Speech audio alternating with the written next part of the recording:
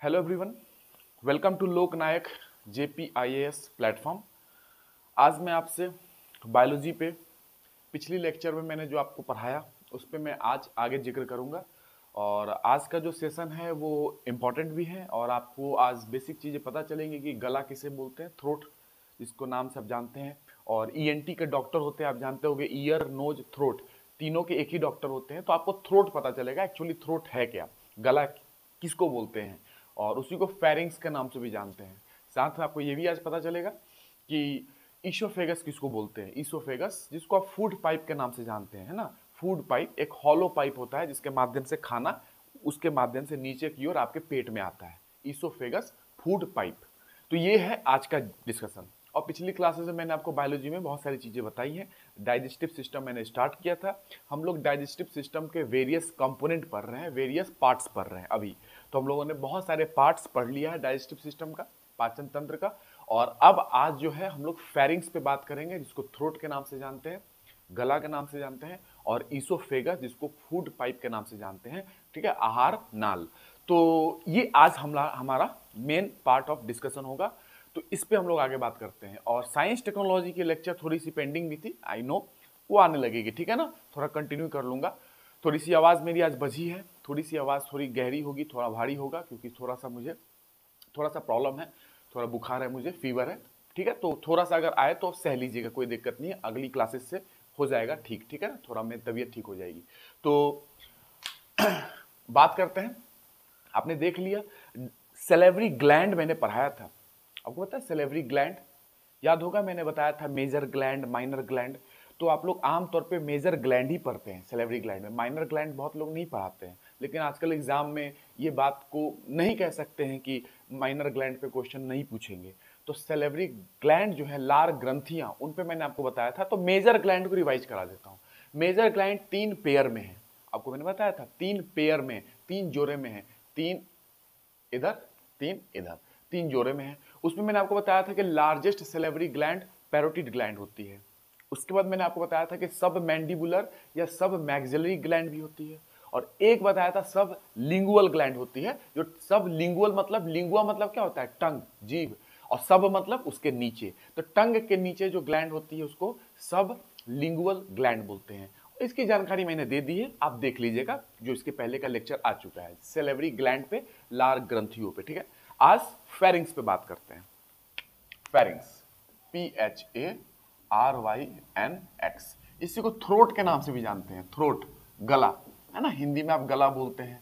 आप जानते हैं ना, ईयर नोज थ्रोट के डॉक्टर एक ही होते हैं, ENT डॉक्टर, उसी थ्रोट की बात कर रहा हूं, ठीक है। फेरिंग्स, फेरिंग्स को अगर मैं एक लाइन में डिफाइन करूं तो आप इतना ध्यान रख सकते हैं, it is a common passage for food and air. ये एक कॉमन पैसेज है फूड का एंड एयर का, कॉमन पैसेज है। It is a common passage, it is a common passage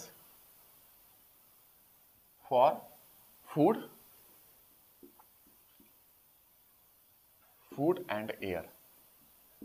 तो ये दोनों के लिए कॉमन पैसेज है, ठीक, अभी दिखा भी दूंगा, बट एक कॉमन पैसेज है। कॉमन समझते हैं ना, एक कॉमन पैसेज है, एक कॉमन पाथवे है फूड एंड एयर दोनों का। और आपको बता दूंगा कि आपके जो अगर ऐसे बात करें आगे से, तो फूड पाइप पहले होती है कि एयर पाइप पहले होती है ना। कौन से पाइप से हवा जाता है, किस पाइप से आपका खाना जाता है। तो जिस पाइप से आपकी हवा जाती है उस पाइप को ट्रैकिया के नाम से जाना जाता है। लेकिन जिस पाइप से आपका खाना जाता है नीचे की ओर, उसको हम लोग ईसोफेगस के नाम से जानते हैं। तो वो आपको पता होना चाहिए कि कौन सा पाइप आगे है, कौन सा पाइप पीछे है। तो यहां से अगर बात करें यहां से, तो कौन सा पाइप आगे आएगा और उसके पीछे कौन सा पाइप होगा, है ना। फूड पाइप या एयर पाइप की बात कर रहा हूं, थोड़ा बता दूंगा अभी। तो इसको एक पॉइंट नोट करें कि it is a common passage for food and air. अब मैं इसको एक लाइन में लिख देता हूं, इट इज ए जंक्शन, इसको ऐसे भी समझ सकते हैं, it is a junction of, junction समझते हैं ना, जहां तक चीजों का मिलाप हो रहा है ना, बहुत सारे चीज मिल रहे हैं। तो it is a junction of, it is a junction of what लिखेंगे, इट इज जंक्शन ऑफ, पहला नेजल कैविटी, नेजल कैविटी। आपको उतना ही पढ़ा रहा हूं जितना आपके एग्जाम में आपको आना चाहिए, और उतना ही पढ़ा रहा हूं जितना आपको बायोलॉजी समझ में आ जाए। ये भी जरूरी है कि थोड़ा समझ भी तो आए, रटना ना पड़े। तो it is a junction of, junction समझते हैं ना, बहुत सारी चीजें दबा के मिलती है वहां पे, तो उसी को जंक्शन बोलते हैं, ठीक है ना। तो नेजल कैविटी, इसको हम लोग बोलते हैं नेजोफेरिंग्स। ये डायग्राम से अभी आपको हल्का सा समझा ही दूंगा, बायोलॉजी डायग्राम से ज्यादा समझ में आती है। हल्की सी डायग्राम, सिंपल डायग्राम से आपको समझा दूंगा आपको। Nasal cavity, nasopharynx.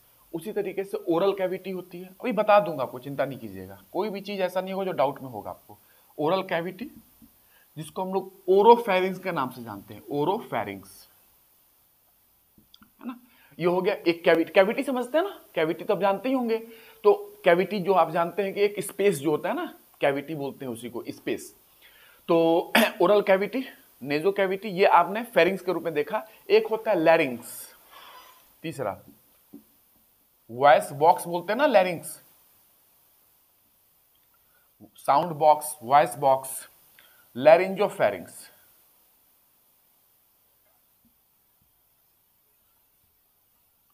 है ना। तो लैरिंग्स की बात तो हम लोग करेंगे ही। तो लैरिंग्स को हो गया LAR, ये वाई होगा, वाई, लैरिंग्स, ठीक है। तो इसको लैरिंजोफेरिंग्स बोल रहे हैं, ठीक है। उसके बाद आपके पास और भी चीजें हैं, ग्लॉटिस भी होता है, यहां पे लिखेंगे, मैंने पहले ही बोला है, जंक्शन है ये, junction of, pharynx is a junction of इन चीजों का। ग्लॉटिस, ग्लॉटिस क्या होता है, मैंने आपको बताया था ना, एयर को पास करने के लिए रास्ता होता है। तो ओपनिंग ऑफ ट्रैकिया ऐसे बोल सकते हैं। ट्रैकिया मतलब कि एयर पाइप होती है जिसके माध्यम से आपने सांस लिया है, तो एयर पाइप होती है। उस एयर पाइप की ऊपर की ओर इसकी ओपनिंग होती है, ठीक है, इसको ग्लॉटिस बोलते हैं। तो उसकी ओपनिंग को बोलते हैं हम लोग ओपनिंग ऑफ ट्रैकिया। अभी दिखा दूंगा आपको, वैसे ये चीजें तो हमें रेस्पिरेशन में भी पढ़ना है, ब्रीदिंग में। तो ओपनिंग ऑफ ट्रैकिया, ट्रैकिया मतलब आपका एयर पाइप, है ना। तो उस एयर पाइप का, जैसे ये एयर पाइप है ना, तो ये एयर पाइप की ये ओपनिंग देख रहे हो ना, ये एयर पाइप कभी बंद होती है कभी खुलती है, तो ये ओपनिंग की बात कर रहा हूं मैं, ठीक है। ओपनिंग, इसको इपीग्लॉटिस के नाम से जानते हैं या ग्लॉटिस के नाम से जानते हैं, ठीक है। ओपनिंग ऑफ ट्रैकिया, ट्रैकिया की ओपनिंग, ये एयर पाइप जैसे है, तो इसकी ओपनिंग क्लोजिंग इसके लिए बोल रहा हूं। इसी को हम लोग ग्लॉटिस या इपीग्लॉटिस के नाम से भी जानते हैं, ठीक है। ये इसलिए है क्योंकि जब आप खाना खा रहे हैं तो आपके एयर पाइप में खाना ना जाए। लोग बोलते हैं ना कि खाना खाने समय नहीं बोलना चाहिए, क्या होता है आपको पता है कि खाना खाएंगे तो वो आपको ऐसा होने लगता है, तो वो क्या होता है कि एयर पाइप में आपका खाना चला जाएगा, तो फिर कफ रिफ्लेक्स आता है ऐसा आता है ताकि वो एक्सपेल आउट हो जाए, बाहर निकल जाए खाना। एयर पाइप में खाना नहीं जाना चाहिए, खाना तो फूड पाइप में जाना चाहिए, ईसोफेगस बोलते हैं उसे, ठीक है। तो ये हो गया ग्लॉटिस, ओपनिंग ऑफ ट्रैकिया, ये ध्यान रखेंगे। और उसके बाद गलेट होता है, गलेट, ओपनिंग ऑफ ईसोफेगस। ये फूड पाइप, एयर पाइप के ओपनिंग को हम लोग बोलते हैं ग्लॉटिस।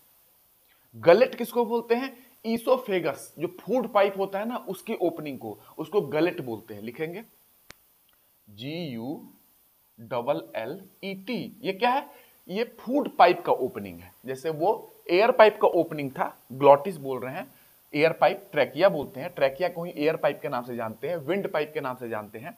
तो gullet opening of what, oesophagus, ठीक है ना। तो ट्रैकिया को जैसे विंड पाइप के नाम से जानते हैं, एयर पाइप है, उस तरीके से ईसोफेगस को हम लोग फूड पाइप के नाम से जानते हैं, आहार नाल, जिसके माध्यम से खाना आपके पेट में जाता है। एक पाइप है, एक हॉलो पाइप है, उसी को ईसोफेगस बोलते हैं। ये ईसोफेगस में कभी ओ लिखते हैं और कभी कभी ओ हटा देते हैं, तो ई से स्टार्ट करते हैं। ऐसा है कि दोनों तरीका सही है, ओ से भी आप स्टार्ट कर सकते हैं और ओ नहीं भी है, सिर्फ ई से आपने स्टार्ट कर दिया ईसोफेगस को लिखना, तो कोई दिक्कत नहीं है। ये सिर्फ और सिर्फ इंग्लिश लिखने का स्टाइल है, American style and British style है, दोनों सही है, ठीक है ना। इंग्लिश लिखने का ये अमेरिकन एंड ब्रिटिश स्टाइल है, तो ये आपको पता होना चाहिए, गलेट। उसके बाद आपके पास ये जंक्शन, एक चीज और, यूस्टेचियन ट्यूब, आपने नाम सुना यूस्टेचियन ट्यूब का, बता दूंगा, हर चीज आपको पता चलती जाएंगी, कुछ अभी कुछ चीज की अगर बाद में जिक्र करना है तो बाद में भी पता चलेगा। मतलब इतना ध्यान रखिएगा कि कोई भी चीज ऐसा नहीं होगा जो आपको डाउट में मैं छोड़ूंगा, हर चीज का आंसर जब भी समय आएगा, मुझे लगता है कि इसका समय बाद में आएगा, तो जरूर मैं वहां पे बताऊंगा। यूस्टेचियन ट्यूब, यूस्टेचियन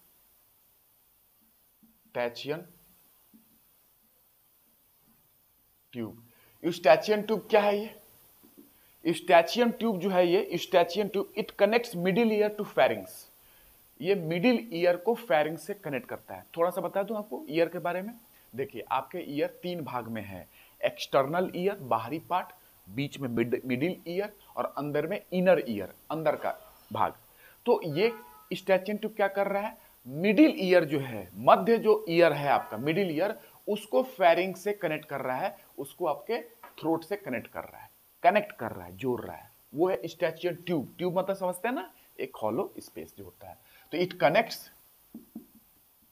कनेक्ट्स किसको कनेक्ट कर रहा है, जल्दी बताएंगे, एक बार जरूर बोलेंगे अपने मन में। It connects middle ear to Eustachian tube, middle ear to pharynx. It connects middle ear to pharynx. Pharynx जानते हैं आप, मैंने लिख दिया है, सिंपल भाषा में हम लोग गला बोलते हैं, थ्रोट। ठीक है, तो ये मिडिल ईयर, आपके ईयर का मिडिल भाग और फेरिंग्स को कनेक्ट करता है। इसका बहुत सारा एप्लीकेशन है, वो आपके एग्जाम पॉइंट ऑफ व्यू से इतना रिलेवेंट नहीं है, अदरवाइज मैं आपको बताता बहुत सारी चीजें। लेकिन एक हिंट करूं आपको, देखिए क्या होता है ना कि हल्का सा सुनिएगा जरूर, ठीक है ना, ध्यान से। इसका एप्लीकेशन मैं आपको बताता हूं। स्टैचियन ट्यूब का क्या फायदा है, ठीक है ना। तो देखिए इसमें ऐसा है कि आपके कान में जो साउंड वेव आ रहा है ना, साउंड वेव, तो इस साउंड वेव के कारण, साउंड वेव के रिस्पॉन्स में आपका जो कान का पर्दा है, टिम्पैनिक मेम्ब्रेन या टिम्पैनम, कान का पर्दा, वो वाइब्रेट करता है जब साउंड वेव आती है। जब कोई चीज आपको बोल रहा है तो साउंड वेव है ना, साउंड एक तरीके से वेव है, तरंग है। तो जब भी साउंड किसी की आती है, आवाज आती है, तो आपका कान का पर्दा वाइब्रेट करता है। लेकिन क्या होता है कि कान का पर्दा ये है, ये आपका क्या, कौन सा पार्ट है, एक्सटर्नल ईयर। इधर कौन सा पार्ट है, मिडिल ईयर, और इधर कौन सा होगा, इनर ईयर। तो ये मिडिल ईयर है, ये कान का पर्दा है।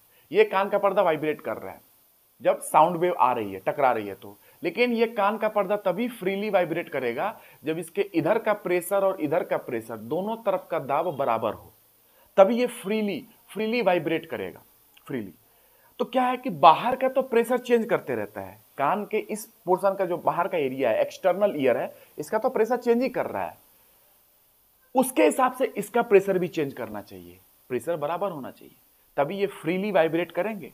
तो क्या होता है कि इधर का प्रेशर को बदलने के लिए, कैसे, किस हिसाब से, एक्सटर्नल प्रेशर के हिसाब से इधर का भी प्रेशर, मिडिल ईयर का प्रेशर भी, या कान के पर्दे का इस साइड का प्रेशर भी बदलना चाहिए। उसके लिए आपके पास ये स्टैचियन ट्यूब होती है।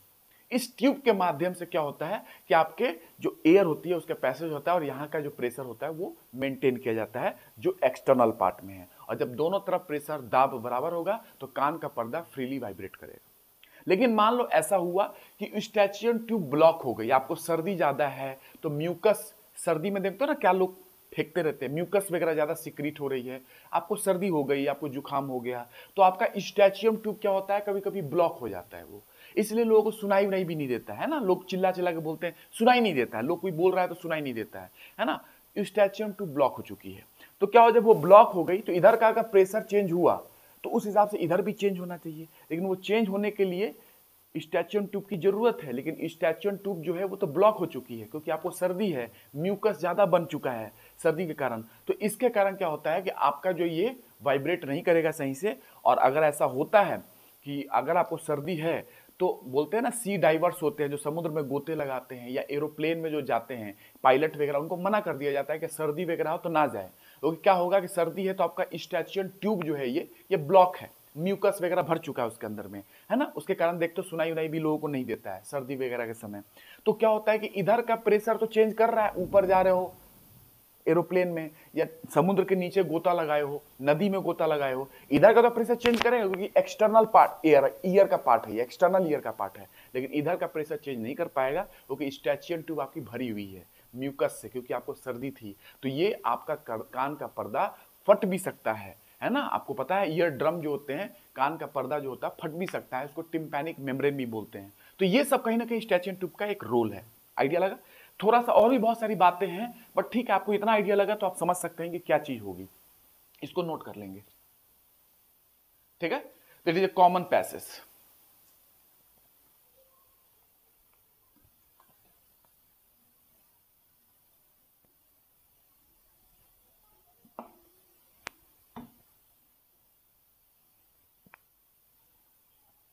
It is a common passage for food and air. हल्की सी डायग्राम से समझा दूं, आप कहेंगे कि हाँ डायग्राम से आपको समझ में आया। तो मिडिल ईयर, ये सब चीजें जो मैं आपको बताया हूं, ये सब पढ़ेंगे भी, समय आएगा तो।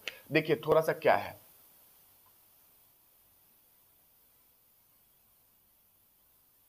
ये मैं आपको क्या समझा रहा हूं, ये मैं आपको समझा रहा हूं जो फेरिंग्स वगैरह मैंने आपको समझाया ना, उसी को मैं आपको समझा रहा हूं, ठीक है।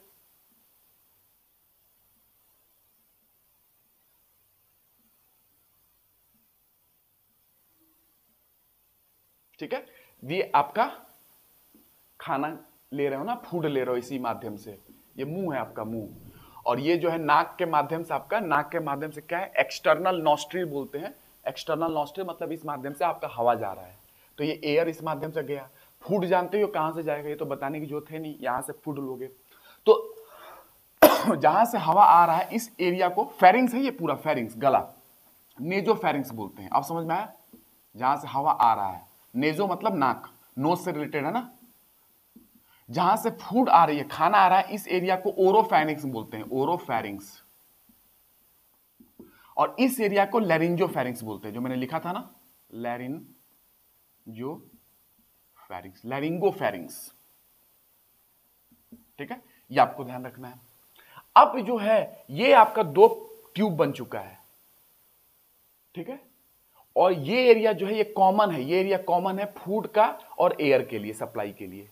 तो आपका एयर पाइप भी है, ट्रैकिया, तो ये वाला एयर पाइप होता है। अगर सामने से ऐसे देख रहे हैं तो आगे का पोर्शन में एयर पाइप होगा और उसके पीछे जो होगा वहां पे फूड पाइप होगा, ईसोफेगस। तो ये वाला पोर्शन जो है वो आपका एयर पाइप है, ट्रैकिया बोलते हैं। विंड पाइप भी बोलते हैं, विंड पाइप ज्यादा फेमस है। इसको बोलते हैं पीछे वाला को ईसोफेगस, ईसोफेगस। फूड पाइप बोलते हैं ना, फूड पाइप, इसके माध्यम से आपका खाना नीचे की ओर जाएगा पेट में। तो ये आपका है बेसिक, इसको हम लोग पूरा फेरिंग्स के नाम से जानते हैं। देखिए फेरिंग्स, फेरिंग्स लगा हुआ है, 3 भाग है फेरिंग्स का, मैंने आपको बताया, ठीक है। तो ये एक आइडिया लगा। अब मैं आपको बताता हूं कि क्या है कि इसमें कि जो ओरोफेरिंग्स है, ओरोफेरिंग्स, इसका अगर हल्का सा मैं काम बताऊं तो this portion of the pharynx has both respiratory and digestive function. Pharynx का ये जो पोर्शन है, इस पोर्शन का जो काम है, दोनों काम है, रेस्पिरेटरी श्वसन वाली और डाइजेस्टिव पाचन वाली भी काम है। तो इसका दोनों फंक्शन है, रेस्पिरेटरी फंक्शन भी है, respiratory function, respiratory and digestive function दोनों है। रेस्पिरेशन वगैरह, श्वसन वगैरह तो जानते ही हैं, डाइजेस्टिव फंक्शन दोनों है। ये वाला लैरिंगोफेरेंस की बात करो तो इसका भी 2 फंक्शन है। इसका जो 2 फंक्शन है मैं आपको बताऊं तो it is both A respiratory, ये वाला आप देख रहे हैं ना, ये वो एरिया है जहां पे हवा भी यहां से बढ़ रही है, हवा का पाइप, और यहां से खाने का पाइप भी बढ़ रहा है। तो कहीं ना कहीं आपको समझ में आ रही है, it is both A respiratory and digestive pathway, दोनों इसके पास है। पाथवे मतलब एक तरीके से चैनल। तो ये जो लैरिंजोफेरिंग्स है, यहां से ये कॉमन एरिया लग रहा है जहां से खाना और ये हवा इधर की ओर जाएगी। तो it is both A respiratory and digestive pathway. Respiratory मतलब कि श्वसन वगैरह रिलेटेड है, हवा वगैरह रिलेटेड से, आप जानते हैं ना, सांस जो लेते हैं उससे रिलेटेड है। बाकी रेस्पिरेशन के बारे में आपको बताऊंगा आगे चल के कि उसी के अंदर में ब्रीदिंग होता है ना, ब्रीदिंग, सांस लेना, उसी के अंदर में ही आता है, रेस्पिरेशन के अंदर इंक्लूड किया जाता है। रेस्पिरेशन में और भी चीजें आते हैं, उसमें एक ब्रीदिंग भी होता है। तो यहां पे कहीं ना कहीं आपका पाथवे 2 इंक्लूड किया जा रहा है, डाइजेस्टिव पाथवे ये वाला जिससे खाना आ रहा है, डाइजेस्टिव, एंड रेस्पिरेटरी जिससे हवा जा रही है, रेस्पिरेटरी पाथवे। दोनों पाथवे है, मतलब रास्ता यहीं से खुल रहा है दोनों, ठीक है। तो यहां से हवा चला जाएगा आपके फेफड़े में, लंग्स में, और यहां से आपका खाना चला जाएगा कहां, आपके पेट में, स्टमक में, बस। तो ये वाला आगे होता है, ट्रैकिया जो होता है, विंड पाइप, वो आगे की ओर होता है, और उसके पीछे क्या होता है, ईसोफेगस होता है, फूड पाइप होता है। आइडिया लगा कुछ? डेफिनेटली लगा होगा, ठीक है। और ये आपको मैंने बताया था ना कि ये फूड पाइप, क्या कहते हैं, ये हवा जो पाइप है ना, विंड पाइप, इसके ऊपर एक आपका एक ढक्कन लगा होता है, इसको ईपीग्लॉटिस बोलते हैं, या ग्लॉटिस मैंने बताया था ना, ईपीग्लॉटिस। ये क्या करता है, जब आप खाना खाते हैं ना तो ये ढक्कन जो है ना बंद हो जाता है, लेकिन आप खाना खाते समय बोलेंगे तो ढक्कन खुलते रहता है, तो खाना यहां जाने के बजाय यहां भी घुस जाएगा, तो फिर आपको खांसी आती है आता है ना, क्योंकि वो खाना जो इस पाइप में घुस गया है उसको बाहर निकालो, नहीं तो आपका जो रेस्पिरेटरी पाथवे है, रेस्पिरेशन का पाथवे, लंग्स वगैरह है, वो ब्लॉक हो जाएगा खाने से। वहां पे खाना नहीं जाना चाहिए, वहां पे हवा जाना चाहिए। तो इसीलिए बोलते नहीं है, खाने समय बोलते नहीं है, क्योंकि ये जो आपका ढक्कन है ना, किस पे, ये एयर पाइप पे, विंड पाइप पे, ये खाते समय बंद होता है, लेकिन बोलेंगे खाते समय तो ये खुलता है। जब खुलेगा तो खाना तो जा ही रहा है इधर, इधर भी थोड़ा खाना चला जाएगा, और जब खाना जाएगा तो कफ रिफ्लेक्स आता है ताकि वो खाना इस पाइप से बाहर निकल जाए, है ना। क्योंकि ये पाइप में अगर खाना गया तो ब्लॉक हो जाएगी आपकी पाइप। वो खाने के लिए थोड़ी ना डिजाइन है, वो तो हवा के लिए डिजाइन है। खाने वाली पाइप तो ये है ईसोफेगस, यहीं से नीचे पेट आने वाला है, पेट, स्टमक। आइडिया लगा? अब लग गया होगा, ठीक है ना। बस इतना ही आपको आइडिया है तो एग्जाम में आप परफॉर्म अच्छा कर लेंगे, ठीक है ना। आपका एग्जाम ज्यादा हाई लेवल की नहीं है कि आपको बहुत सारा बायोलॉजी पढ़ना है, लेकिन बेसिक स्तर पे तो आपको पता होना चाहिए ना, है ना, ताकि समझने में आपको आसानी होगी। तो ये आपको एक हल्का सा आइडिया लग चुका है। तो इसके बाद हमारी जो बात आती है वो ईसोफेगस की बात आती है, फूड पाइप। हमने गला पढ़ लिया, फेरिंग्स। अब आपको ईसोफेगस मैंने पाइप दिखाया ना, पाइप, इसी को स्टडी कर लेते हैं। ईसोफेगस, वो दूसरा आज हमारा पोर्शन होगा ईसोफेगस। एक पढ़ लिया हमने ईसोफेगस, इसको फूड पाइप भी बोलते हैं, आहार नाल, फूड पाइप।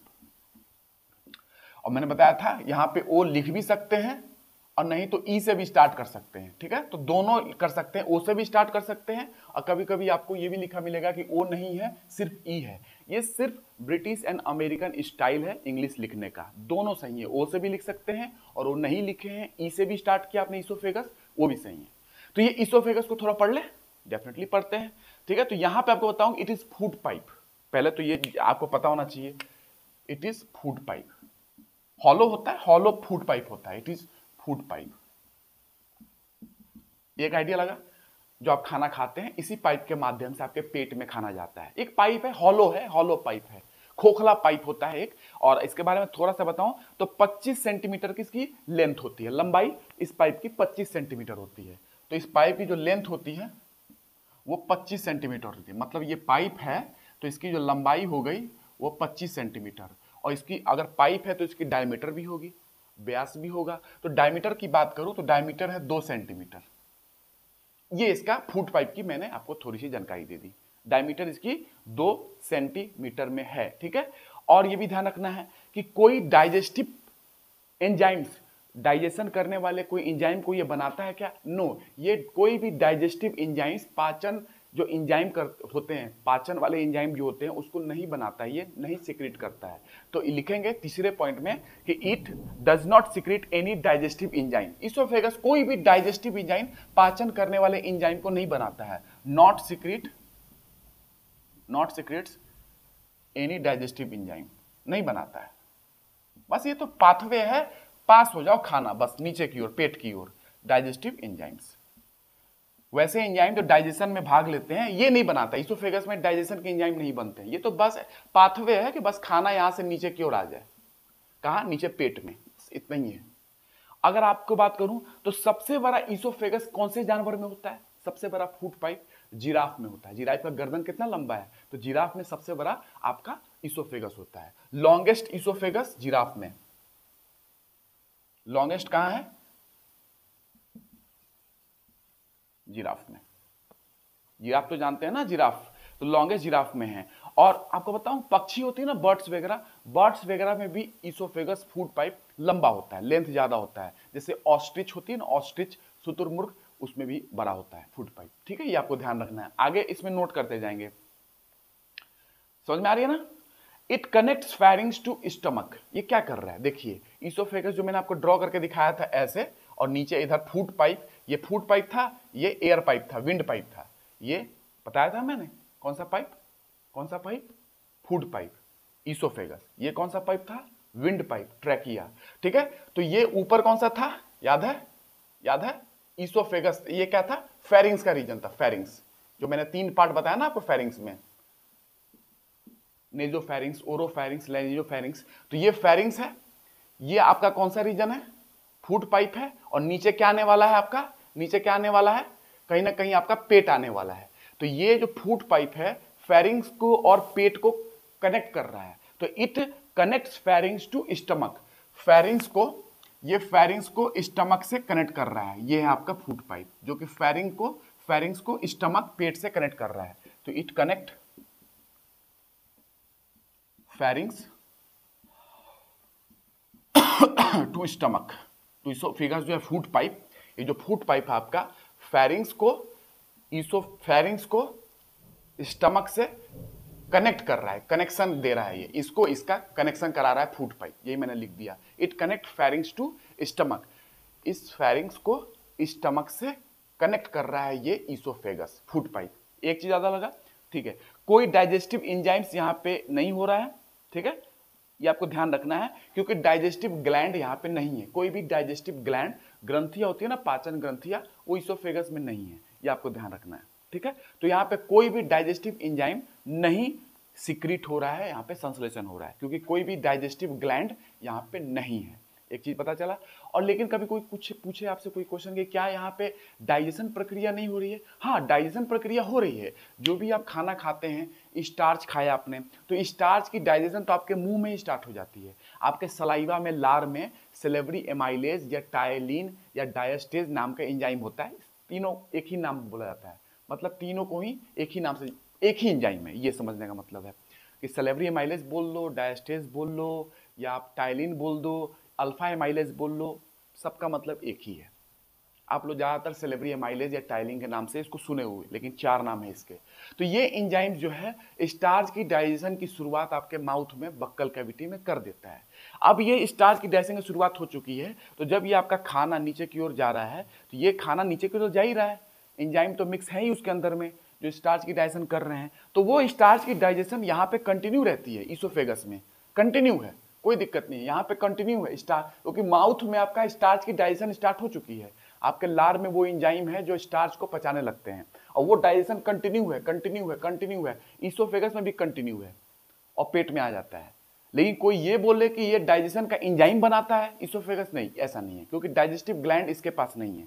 लेकिन कोई ये बोले कि यहाँ पे स्टार्च की डाइजेशन कंटिन्यू होती है, कंटिन्यू रहती है, हाँ कंटिन्यू है, क्योंकि ऊपर से ही स्टार्च की डाइजेशन आपके माउथ में स्टार्ट हो चुका है, वो स्टार्च पचता हुआ, डाइजेस्ट होता हुआ इसके माध्यम से ही आ रहा है। तो यहाँ पे डाइजेशन कंटिन्यू है स्टार्च की, स्टार्च आलू वगैरह खाते हैं ना, स्टार्च ही तो है वो, तो यहाँ पे कंटिन्यू है डाइजेशन, कंटिन्यू है, होते हुए आ रहा है नीचे की ओर, स्टमक में आ जाएगा खाना, पेट में। लेकिन कोई बोले कि यहाँ पे डाइजेशन के एंजाइम्स बन रहे हो यहाँ पे ईसोफेगस में, कोई डाइजेस्टिव एंजाइम्स यहाँ पे नहीं बनते हैं, क्योंकि डाइजेस्टिव ग्लैंड, ग्रंथियां, पाचन करने वाली ग्रंथियां ही नहीं है ईसोफेगस में। एक आइडिया लगा। तो स्टार्च की डाइजेशन ईसोफेगस में कंटिन्यू होती है, यहाँ पे स्टार्च डाइजेस्ट होते रहता है, लेकिन वो स्टार्च को डाइजेस्ट करने वाले एंजाइम तो मुंह में आपका सलाइवा में रहता है, वहीं से स्टार्ट हो जाती है, तो वो डाइजेशन कंटिन्यू है, यहां से भी कंटिन्यू होते होते पेट तक आता है। लेकिन डाइजेस्टिव ग्लैंड ना होने के कारण यहाँ पे कोई भी डाइजेस्टिव एंजाइम नहीं बनते हैं ईसोफेगस में, फूड पाइप में, ठीक है, ये आपको ध्यान रखना है। तो it is only for conduction of food, ये भी बोल सकते हैं, it is only for conduction of food, it is only for passage of food या कंडक्शन ऑफ फूड। कंडक्शन मतलब रास्ता, एक तरीके से कंडक्ट करा रहा है, कंडक्शन ऑफ फूड, ठीक है। तो वो पैसेज है, ये पाइप है, हॉलो पाइप है। तो कुछ आइडिया लगा आपको इसके बारे में, ठीक है। आगे चले, ईसोफेगस को लिख लिया आपने?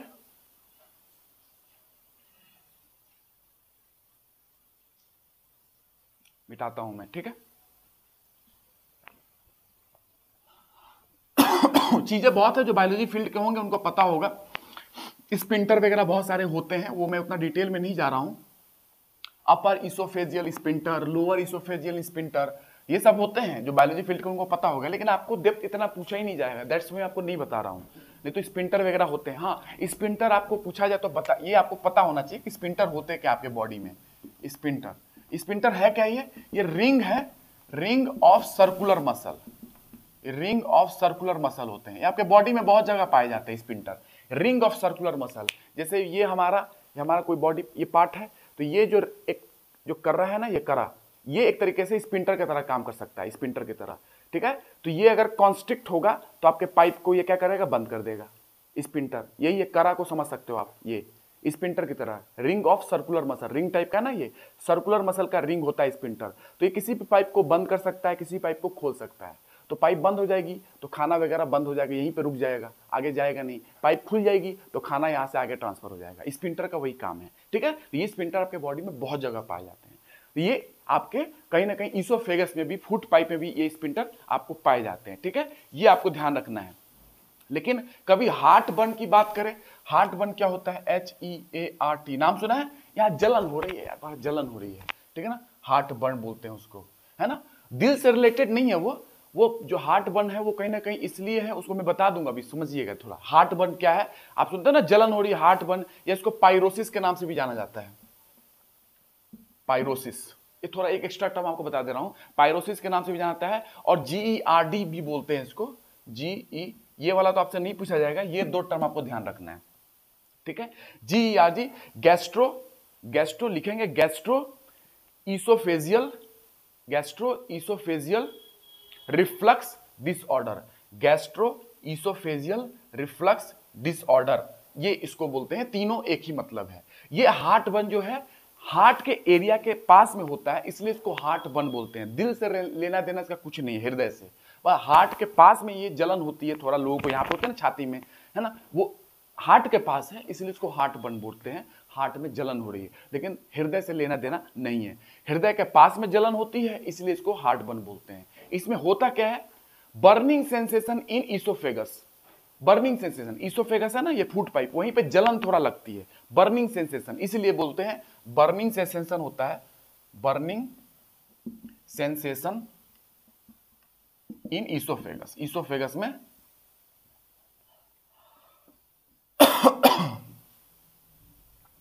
तो बर्निंग सेंसेशन इन ईसोफेगस, उसमें बर्निंग सेंसेशन आता है ईसोफेगस में, ठीक है, ये आपको ध्यान रखना है, बर्निंग सेंसेशन इन ईसोफेगस, इसके कारण ये होता है। ये क्यों होता है, कहीं ना कहीं थोड़ा सुनिएगा, आपके खाना का जो पेट में अंदर जो खाना है ना, खाना, तो पेट में जानते हो एसिड वगैरह बहुत बनते हैं, HCl बनता है, हाइड्रोक्लोरिक एसिड आपके पेट में बनता है ये, ठीक है ना, हल्का सा समझते जाइएगा।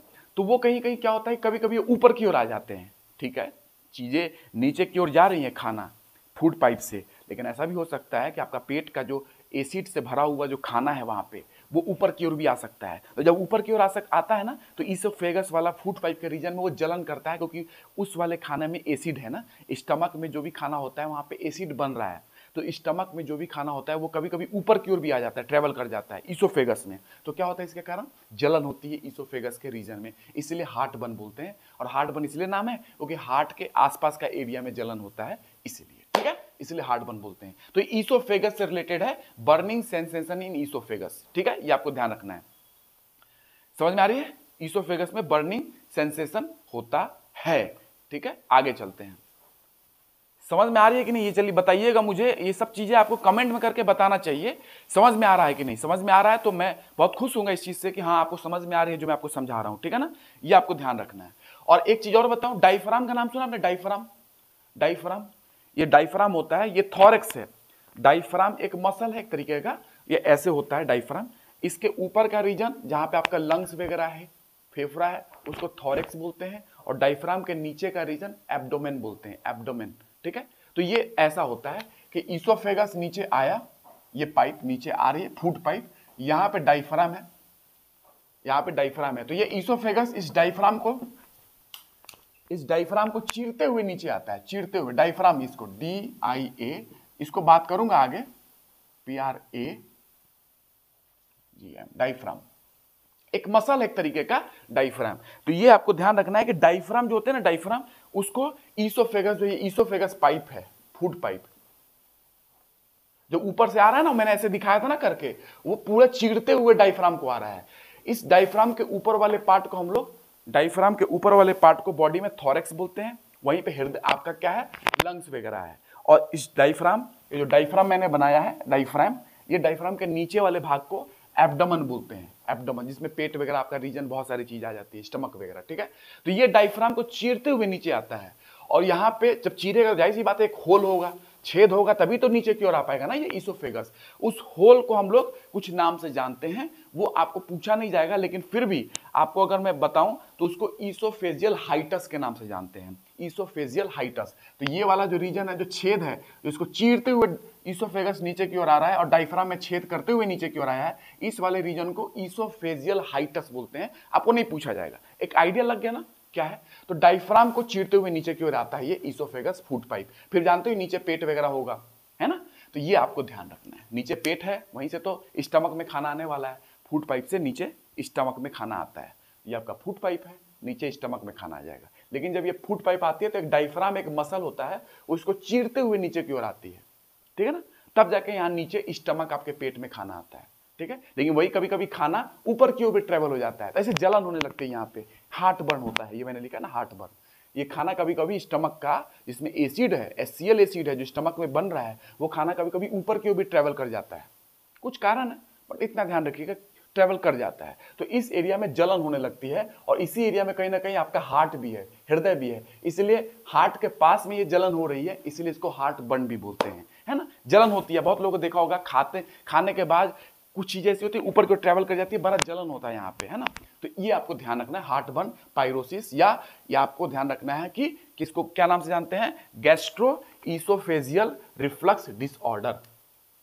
ठीक है, तो मिलते हैं। ईसोफेगस कंप्लीट हो गया, अब स्टमक पढ़ेंगे, पेट को पढ़ेंगे। जाहिर सी बात है, ईसोफेगस के बाद खाना नीचे स्टमक में ही आ रहा है, पेट में आ रहा है, और पेट के बाद खाना फिर आपका छोटी आंत और बड़ी आंत में जाता है, स्मॉल इंटेस्टाइन और लार्ज इंटेस्टाइन। तो एक एक करके हम लोग डाइजेस्टिव सिस्टम के कंपोनेंट पढ़ रहे हैं, स्ट्रक्चर पढ़ रहे हैं, जो भी डाइजेस्टिव सिस्टम के कंपोनेंट है। जब ये हो जाएगा तो फिर हम लोग डाइजेशन के प्रक्रिया को पढ़ेंगे, डाइजेशन होता कैसे है, प्रोटीन का डाइजेशन कैसे होता है, फैट का कैसे होता है, कार्बोहाइड्रेट का कैसे होता है। तो डाइजेशन का प्रोसेस फिर बाद में पढ़ेंगे, पहले डाइजेस्टिव सिस्टम के हम लोग मेन कंपोनेंट तो पढ़ ले।